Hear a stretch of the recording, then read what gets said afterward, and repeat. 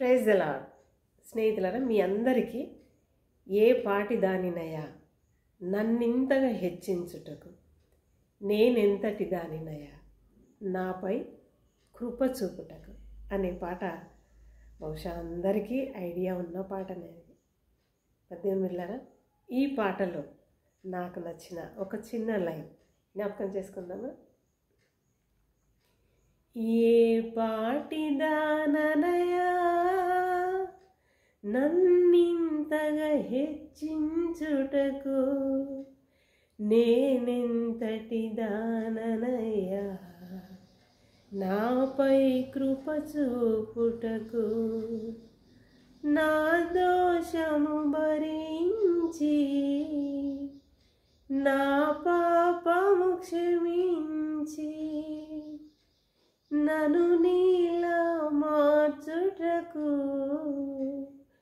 కల్లువరిలో మరణించి.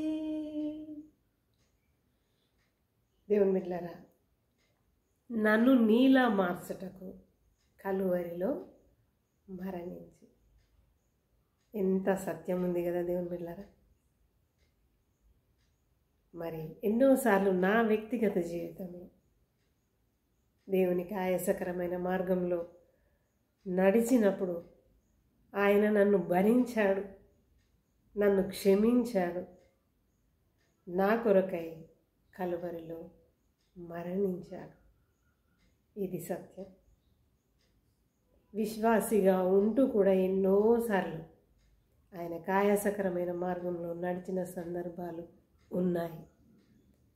అయినా నా తండ్రి నన్ను భరించాడు. దేవుని బిడ్డలారా, మరి నేనే కాదు, మనందరి విశ్వాస యాత్రలు విశ్వాసులంగా ఉంటూ కూడా ఆయన ఆయాసపరిచే సందర్భాలు ఎన్నో ఉంటాయి. అయినా దేవుని బిడ్డలారా, మన తండ్రి భరిస్తున్నాడు, క్షమిస్తున్నాడు. అటువంటి గొప్ప దేవుణ్ణి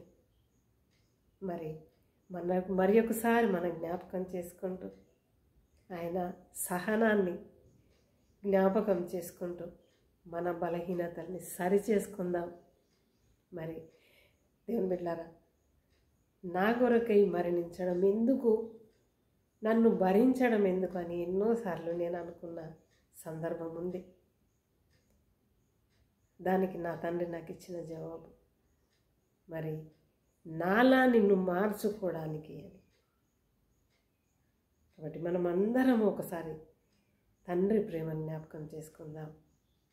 ఆయనలా మనం మారడానికి ప్రయత్నం చేద్దాం. అట్టి కృపలో దేవుడు మనల్ని అందరినీ నడిపించును గాక. ఆమేన్, ఆమేన్.